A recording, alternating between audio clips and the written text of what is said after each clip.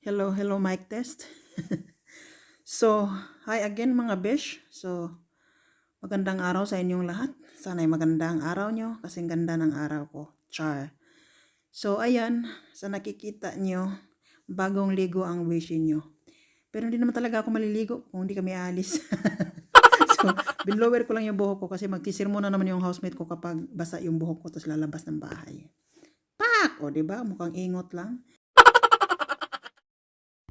So, for today's video, samahan nyo ako. Gagala na naman ako, as usual. Wala naman akong ibang ginagawa sa buhay kundi gumala mga besh. So, ang ruta natin for today's video is dito sa may Bore. So, ang makikita nyo dito sa Bore is yung mga bagong apartment.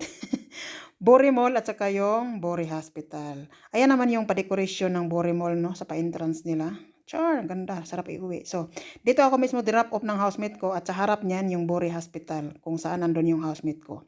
Wala pong sakit yung housemate ko, sadyang nagpapacheck up lang po talaga siya yearly sa buong katawan. So, diyan siya nakahanap ng bagong doktor, urology doctor. So, ayan, mga 9:30 na to, kaya tingnan nyo naman, sarado pa yung mga shop.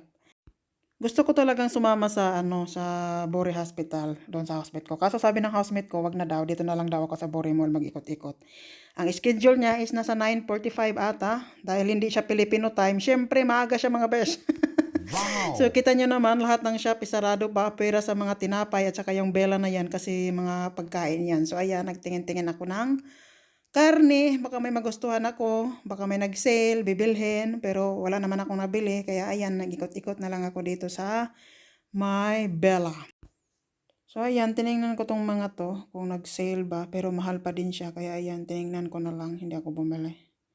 Gusto ko sanang bumili ng mangga. Alam niyo ba tong cake na to? Umagaw siya sa attention ko, yung kulay blue. Ang ganda niyan tingnan. Mukha siyang masarap, pero hindi masarap yan. Nakikitingin na nga lang, nanlait pa ako, diba? So ayan, may isang stall dito yung Bella. May pa-display sila ng mga pa-Easter decoration sa labas ng bahay. So, tingnan nyo naman tong rabbit na to. Ayan, yung hawakan kong susunod. Ang cute-cute niyan. Muntikan ko ng belhen yan. Munti na lang napigilan ko yung sarili kong gumastos. Ay, hindi naman kasi necessary na belhen siya. So, ayan. Tapos may nakita pa akong isang dyan itlog. Ito. Ang cute din nito. Kaso ayun, hindi ko naman siya talaga binili. Gusto ko na talaga siyang binili. At ito naman yung pa-decoration sa harap ng Asian shop. Yes, may Asian shop dito sa Bore Mall. Pwede kayong bumili kapag kayo ay napagala dito. Ayan. Sarado pa siya. Tapos, ano naisip nyo? Kayo masyado kayong dirty-minded. Ay, mga besh. So, ayan, pinagpatuloy ko lang ang pag-ikot-ikot hanggang sa ako ay mahelo, mga besh. Siguro napapatanong kayo, bakit ka besh paikot-ikot? Bakit hindi ka pumasok sa shop? Mga besh, lahat ng shop dito ay sarado pa dahil nga ang oras ng opening dito ng mga shop is, tulad ng H&M, kung ano pa, is 10 o'clock at ang oras nga nito is mga nasa 9:30 mahigit pa lang. At ayan naman yung mga nagtitinda sa loob ng Bore Mall or parang mga vendor ba. So may mga ganyan talaga nagtitinda, nagdi-display ng mga paninda nila pag mga ganitong panahon. So tingnan nyo naman yung pa-decoration ni Bore Mall, may pabulaklak sila dyan dahil nga spring na. Taray, di ba? May pabilog-bilog sila dyan pabulaklak.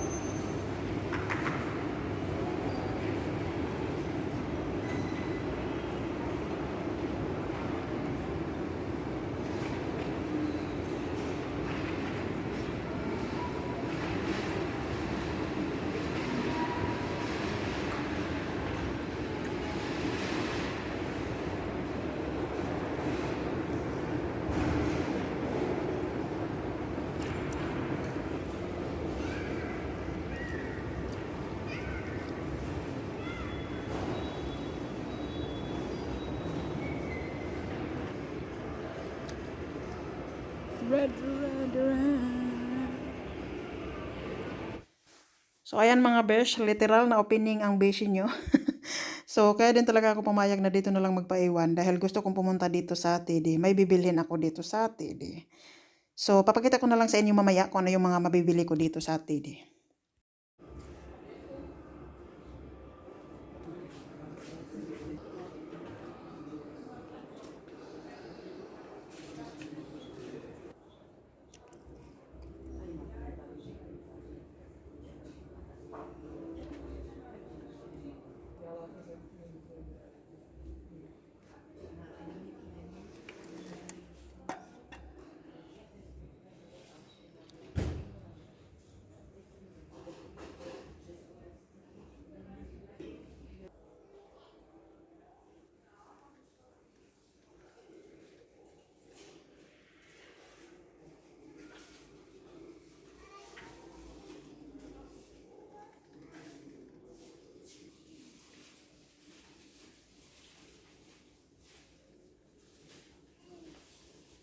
At tapos na nga ako doon sa TD mga besh, kaya pumunta tumambay ako dito, naghihintay ako ng tawag ng aking housemate.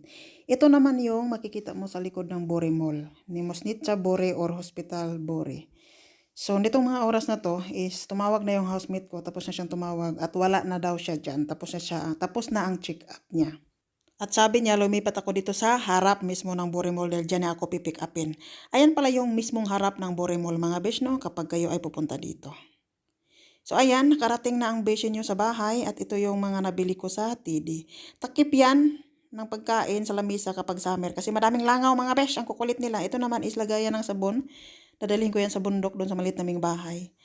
At ito naman is, ayan, kasi yung mga scotch tape namin is malalaki. Bumili akong maliit na may kasama na siyang lagayan. Mura na siya sa 155. Ito naman is strainer. Kapag nagpiprito kasi yung mga maliliit, gusto kong tanggalin. So yung strainer kasi namin is malaki, kaya bumili akong maliit. Tapos, ito talaga lang yung gusto kong bilhin sa TD mga besh. Mais or yung gawing popcorn kasi paborito ko yan at gusto din ng housemate ko yan kapag nanonood ng TV sa gabi. Yan yung niloloto ko. Ayan, bumili na ako ng 4 nung makita kong maraming stock. So yun lang yung binili ko. At pagkatapos ng check up ng housemate ko mga besh is pumunta siya doon sa may junk shop, kung sa atin pa ang tawag ay junk shop. Itong mga to is lagayan ng mga paso ko sa balcony kasi gagawa or magtatanim ako ng mga gulay sa summer. So, napagtanto niyang hindi pala niya kayang gawin yan kasi ang balak talaga niya ay siya lang ang gagawa. At napagtanto niyang hindi niya kayang gawin kaya dinala niya doon sa best friend niya, pinagawa niya. Libre lang naman mga besh, hindi siya pinagbayad. Yung kabilya ay sa amin yan galing, binili namin sa Hornback. So, ayan yung ganap ng aking araw mga besh. Maraming salamat sa panonood at pakikinig sa aking pa-voice over. So, see you again in my next video. Ciao!